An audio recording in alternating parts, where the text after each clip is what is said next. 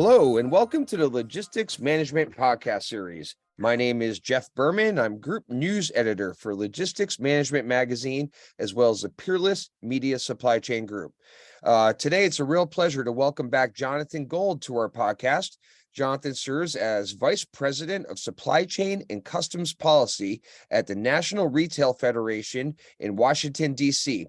In his role, John is a primary spokesperson and is responsible for representing the retail industry before Congress and the administration on things like supply chain, international trade, product safety, and customs-related issues impacting the retail industry. While with NRF, John has been a leading advocate of the value of trade and global value chains to the United States economy. Before joining NRF, John served as a policy analyst in the Office of Policy and Planning for the U.S. Customs and Border Protection Agency, also known as CBP. He joined CBP in May 2006 and was responsible for providing policy guidance on issues surrounding maritime cargo security and trade-related matters. He's also worked on implementation issues surrounding the Safe Port Act and other issues within the agency, including CBP intelligence reform, pandemic flu, and also trade facilitation. Before joining CBP, John spent nearly a decade with the Retail Industry Leaders Association, holding several government relations positions, which included director and then vice president of international trade policy, before being named VP of global supply chain policy in January 2005. John now currently also serves on the Department of Commerce's Advisory Committee on Supply Chain Competitiveness, and he also has previously served on the DHS's Commercial Customs Operations Advisory Committee and the Department of Commerce's International Trade Advisory Committee on Distribution Services. John holds a bachelor's degree in international business with a concentration in finance from American University in Washington, D.C. Hey, John, welcome back. Thanks, Jeff. Glad to be here. Yeah, absolutely. I think this is, by my count, at least the third or fourth time we've had you on. So it's always good to have representation from DC, especially during these days. So why don't we start with sort of the issues and trends that are really top of mind, I think, for retail shippers. The one that really jumps out to me is inflation. And while inflation, John, has seen some mild declines in recent months, how, in your opinion, is it still impacting the retail supply chain? Sure, thanks. I think in general, inflation still is having an impact on not just the retail supply chain, but the economy as a whole. The biggest impact is just the ongoing uncertainty about how the consumer and the economy are going to continue to respond. Mm-hmm. And, for our members, it's not just the consumer prices that are rising, but it's all the other costs for retailers that have been impacted by inflation. Everything from higher energy bills and rents, labor cost of goods, wages, transportation costs, that all has an impact on the retail operation. The one thing that we have seen, though, is that Americans are still outspending, fueled by growing jobs and wages, built up savings and careful use of credit. We saw a healthy 2022 holiday sales. And while consumers don't like the higher prices, they are willing to pay to a degree. And I guess the question is going to be is, how long is that going to continue through 2023 and beyond? It remains a top of mind for consumers, especially low and middle income consumers who are definitely feeling the squeeze. So, inflation still is top of mind for everybody, trying to figure out how best to deal with it. Yeah, no question about it. It definitely is going to be interesting to follow in the coming months, but it is, I guess at the end of the day, it is encouraging to see, even if they're pretty mild, the last few months, we have seen some declines. So that's definitely encouraging. So looking back now that we're into early February, we're obviously well past the 2022 peak season. There was a fair amount of, I don't want to call it uneasiness, but uncertain approaches to it, just given what we've all been through the last few years. All that said, how do you think the 2022 peak season went? And that also comes with the backdrop that there was a bit of a reduction in import levels, and also that things sort of seem mostly steady or even uneventful. How do you sort of surmise how things went down, John? Yeah, I think the 2022 peak season was definitely not your normal peak season. I think nothing has been normal over the past couple of years. Yeah. But I think there were a number of different issues and factors that kind of got into that as to why it was not your normal peak season. Obviously, we still had all the ongoing supply chain challenges. As a result, retailers stretched their peak season, bring in more goods earlier on in the season in an attempt to avoid some of the significant congestion issues that we were facing. So I think that lengthened out the peak, where typically it's, July, August, September is kind of that 3-month period where everything's coming in. Yeah. But because all the challenges that we're facing, that got lengthened out. And part of that too was because consumers were buying earlier in the season as well, recognizing or fearing that there weren't going to be products on the store shelves, or looking for the better deals, seeing the sales because of over inventory and things like that. So you had consumers that are actually even moving up their purchasing for holiday merchandise. And even though we saw congestion has started to ease, we saw lower import volumes towards the end of the year. But again, that's because a lot of folks pulled things forward and brought it in earlier in the season. So that's why you saw such a dip towards the end of the year as a part of that. And obviously, it wasn't just the congestion issues that we saw on the West Coast that forced folks to look to the East Coast and Gulf Coast. Obviously, the ongoing labor negotiations as well had an impact and drove some decisions for folks to move some of their cargo away. But in all honesty, despite the challenges, retailers were able to deliver to consumers for their needs for a very positive and happy holiday season. But it definitely was not your normal peak. But I think retailers adjusted as they needed to meet the demands that they saw. Yeah, absolutely. Yeah, definitely a far cry from early on the pandemic, when people were describing the nature of things as peak season all the time. So it's good. It's good to get past that. So it kind of is a nice segue there in terms of what we see with what's going on with inventories, and specifically retailer inventories, in terms of how they are sort of continuing to impact the retail supply chain. There's an ongoing sort of narrative, it appears, that retailers will be working through their sort of still high levels of inventory closer to mid-year, when we then will eventually return to a more normal cycle. Do you see things in that way, or are we missing something? No, I think that's the case. I mean, look, inventory to sales ratios for the overall industry remain well below historical norms, but each retail sector is a little bit different in their inventory profile. Each sector is a little bit positioned a little bit differently when it comes to inventory levels in relation to sales. Obviously, early on in the pandemic, when everybody was stuck at home and buying appliances and furniture and televisions and everything else, and then that become excess inventory in 2022 when folks weren't buying as much of that.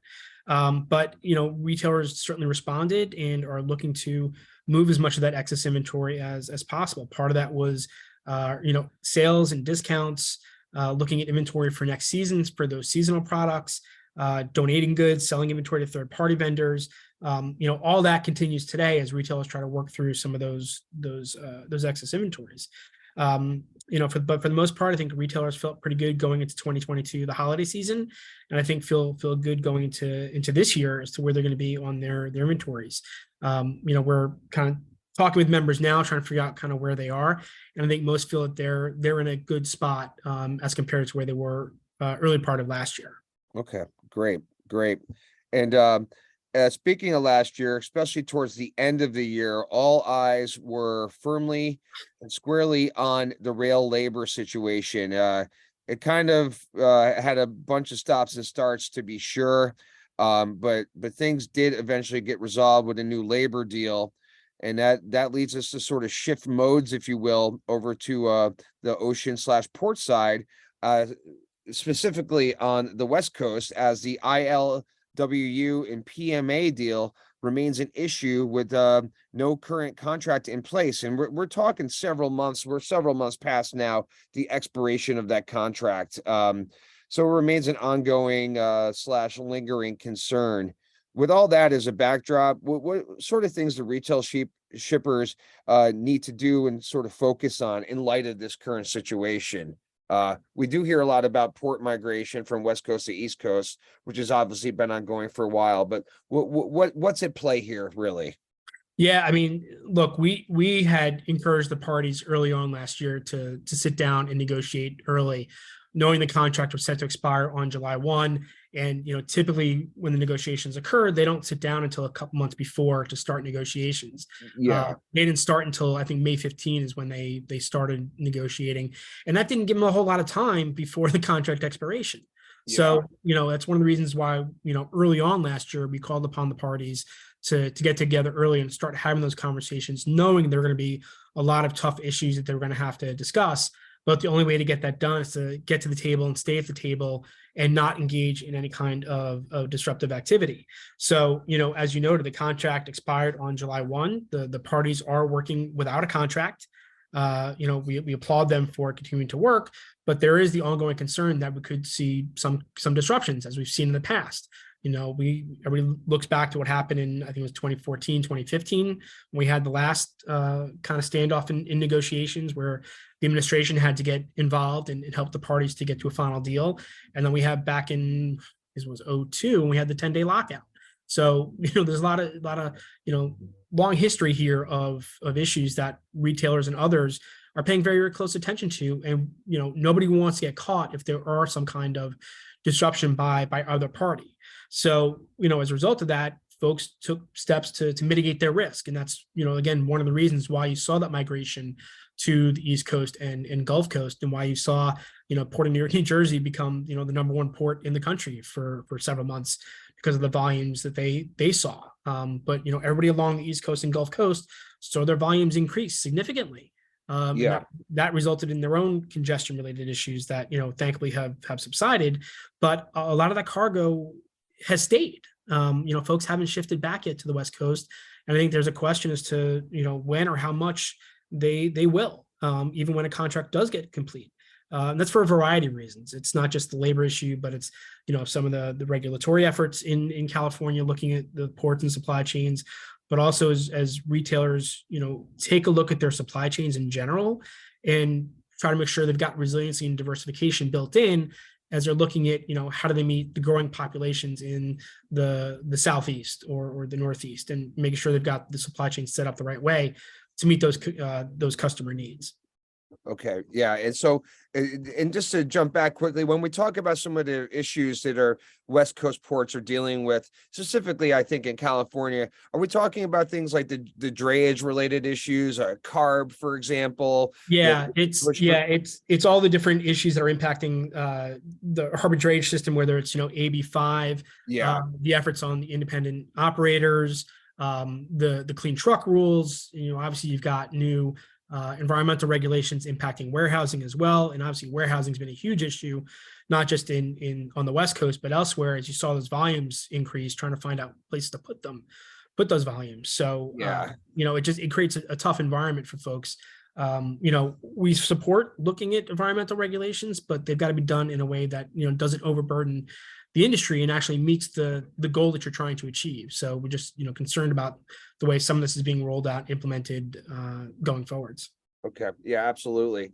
So the next question I have for you, John, just because we're just kicking off a new session of Congress here, and I thought it'd be interesting to learn from your perspective, sort of some of the key things that you guys are paying attention to, watching and monitoring from a policy and regulatory perspective, as they relate to the retail supply chain, early into this year. What are some of the things happening on the Hill, in other words, that are really top of mind for you guys and for retail shippers by extension?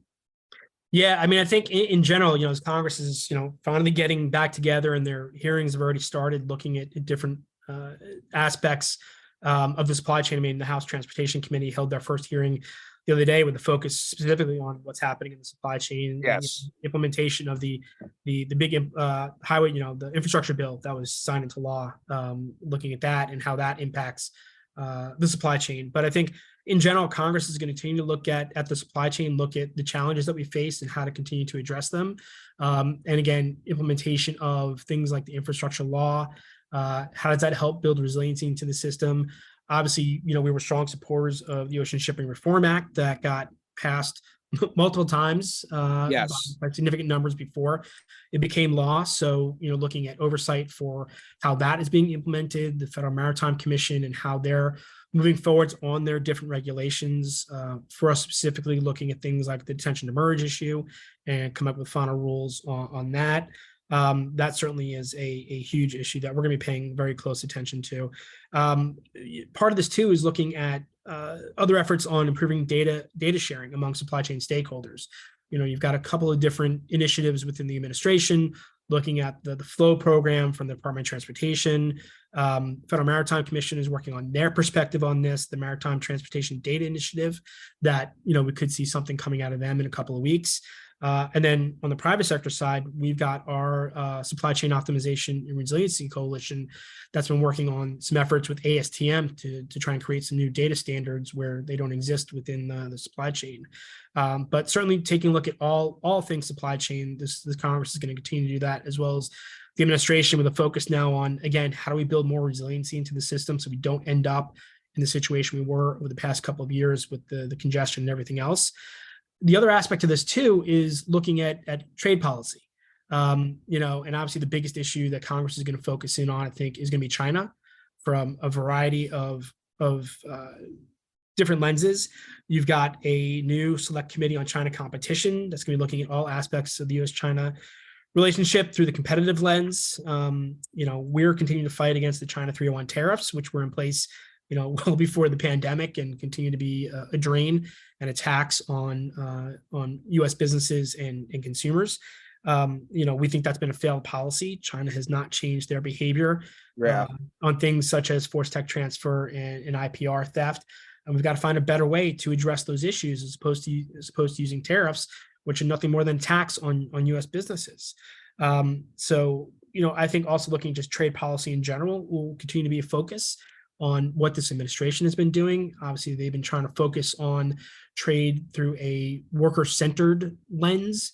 Still unclear from our perspective what exactly that means, because certainly, the millions of workers that we represent, trade is a key part of why they have jobs and why the supply chain and global value chain is so important. But as they're looking at trade to figure out how do you help folks shift away from China. So looking at onshoring, nearshoring, friendshoring kind of initiatives. For us, also getting things like the generalized system of preferences and the miscellaneous trade bill reauthorized once again, because that certainly provides incentive for folks to help them, really is critical. So there are a lot of, I think Congress is going to be very busy.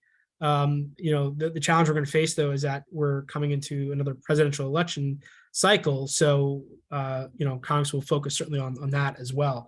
But I think trade, supply chain are going to be key focuses for the administration, for this next Congress, as well as the administration going forwards.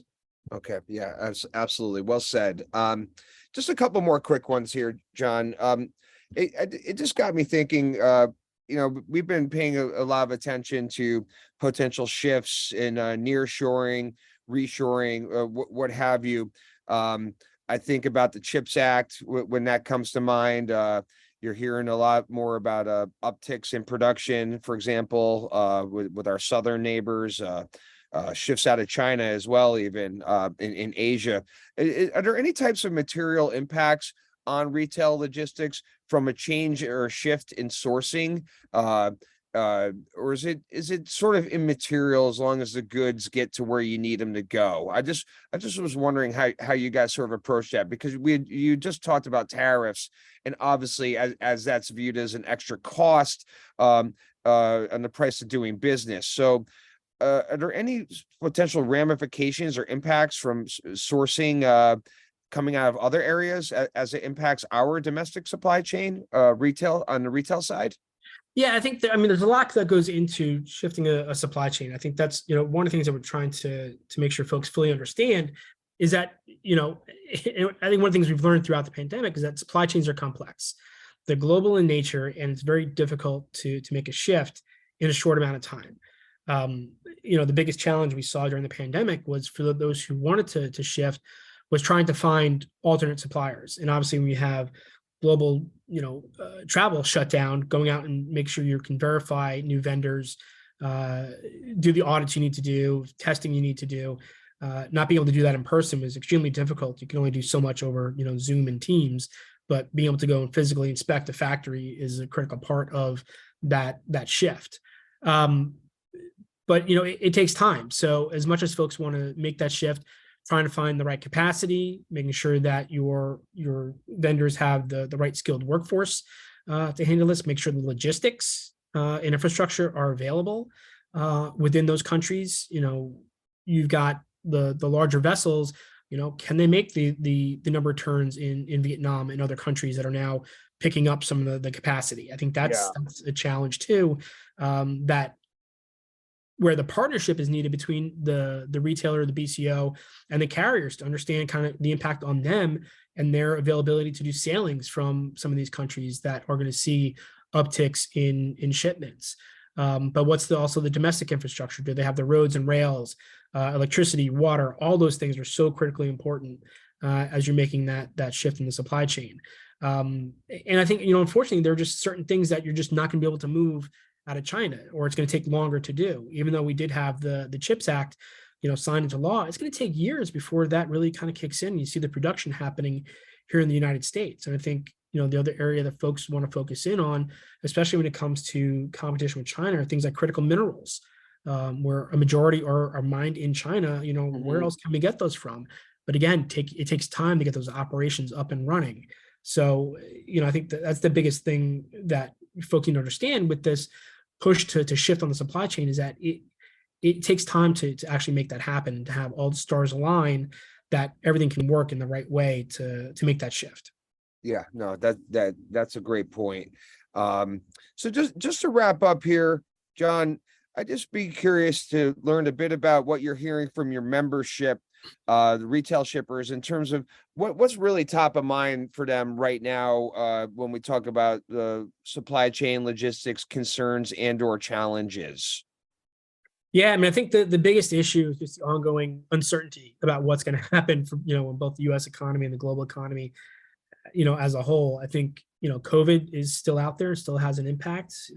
China certainly has, changed some of their issues on COVID, or their strategy, but that certainly has continued to be an impact in kind of the what's next.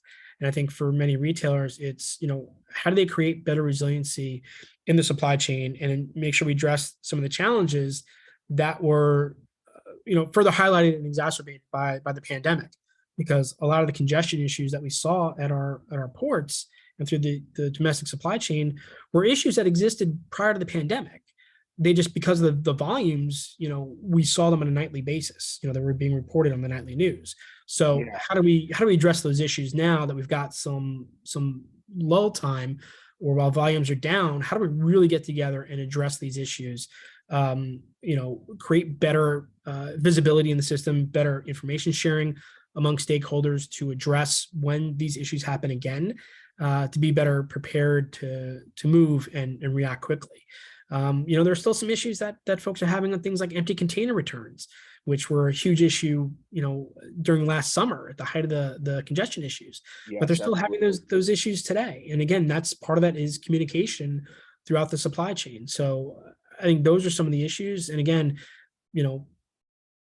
having better communication throughout, both internal to the organization, because we all know that supply chain is now an issue that's discussed at the C-suite on a daily basis. But also with your partners, and knowing who your true partners are that can, address whatever comes next and meet your expectations and meet whatever your mitigation plans are for moving forward. So I know they're spending a lot of time on working through those issues, both internal and external. And again, trying to create better visibility and understanding and resiliency within the supply chain. Yeah, no, that's great. All right, well, listen, Jonathan, this brings us to the end of our allotted time for today's podcast. So on behalf of Logistics Management Magazine and also the Peerless Media Supply Chain Group, I'd like to offer up a big thanks for joining us once again. I think it's your fourth time. I'll have to check on that. I'm not sure. Thanks, Jeff. Always appreciate it. Yeah, you got it. And for those of you out there on Twitter, please feel free to go ahead and give John a follow. He's a really good follow on Twitter, and that's simply at John Gold DC, and that's JON Gold DC. I just want to repeat that. And also, if you're not following us at Logistics Management, please go ahead and do so. Simply at Logistics MGMT. And also, please go ahead and sign up for our podcast is subscribe to it if you aren't already. Wherever you get your podcast, is simply go ahead and search for Supply Chain 24/7 and it will come right up. All right, everyone. Well, thanks for joining us. Have a great day and we'll see you next time. Have a good one.